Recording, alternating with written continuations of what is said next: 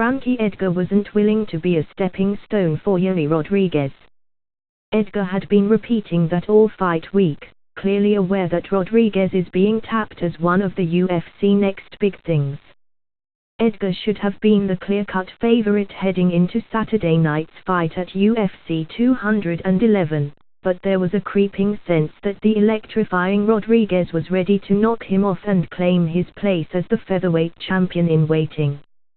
Edgar wasn't having any of it in interviews, and he wasn't having any of it in the octagon.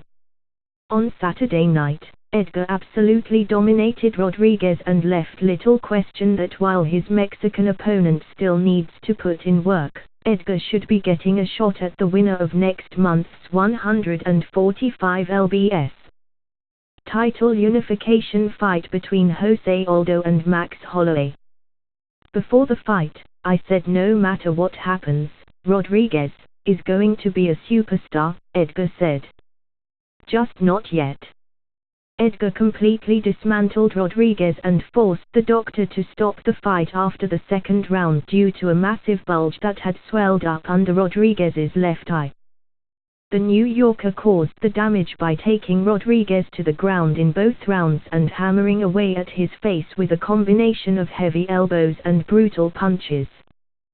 The strategy left Rodriguez exposed, while reiterating that not only can Edgar strike with the best in his division, he also has one of the toughest ground and pound games anywhere. Rodriguez's time may or may not come, and while there's an excitement in waiting for the next big thing, Edgar serves as a reminder that steady greatness can be just as spectacular. Woodley next a couple hours after UFC President Dana White said the winner of his fight against Jorge Masvidal would get the next welterweight title shot, Demian Maia went out and did what he always did.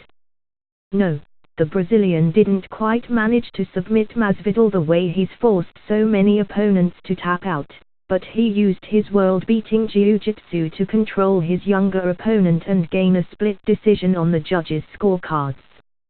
It wasn't the most entertaining fight of the night at UFC 211, at least not for casual fans, but it was a masterclass of octagon control and a reminder that even the most aggressive, powerful opponents can be totally stifled by Maia's unique set of skills. Masvidal was one of the best jiu-jitsu fighters that I've ever fought in the UFC, Maia said in the octagon afterwards, before explaining what he'd said to White after the fight. I said I want to fight for the title and, White said you got it. It's a dream come true, I've been working so hard for it. Maia has now won 7 fights in a row and has beaten some of the most dangerous welterweights the UFC has to offer, so his credentials are beyond debate. His style might not make many highlight reels, but the guy just flat out wins. His time has come. Disappointing ending. One of the most thrilling UFC fights in recent memory ended with boos raining down from the rafters in Dallas. After a round in which Eddie Alvarez and Dustin Poirier delivered one of those rounds that fans dream about for years, Alvarez landed a clearly illegal knee that caused referee Herb Dean to rush in and stop the action. Poirier told the doctor honestly that he was having trouble seeing and the fight was called off, robbing fans of a fitting ending for a classic fight. It would be hard to overstate how disappointing this all felt, especially as the fight was ruled a no contest when most felt Poirier should have been awarded a win due to Alvarez being disqualified.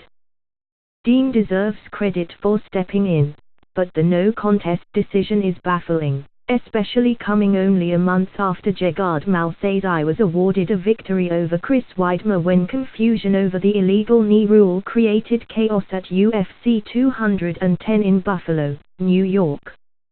I'm not a dirty fighter, we're fist fighting in here and I'm doing the best I can, Alvarez said afterwards in the octagon.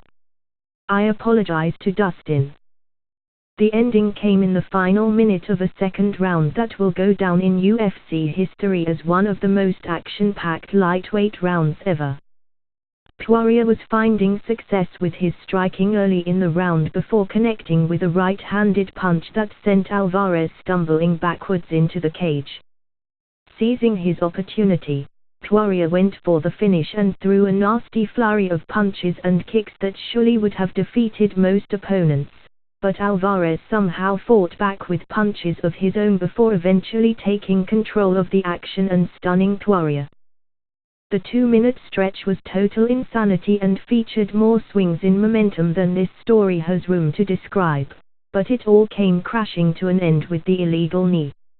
Either way, the fight should go a long way towards rehabilitating the public's perception of Alvarez, who lost his lightweight belt in humiliating fashion to Conor McGregor at UFC 205 last November.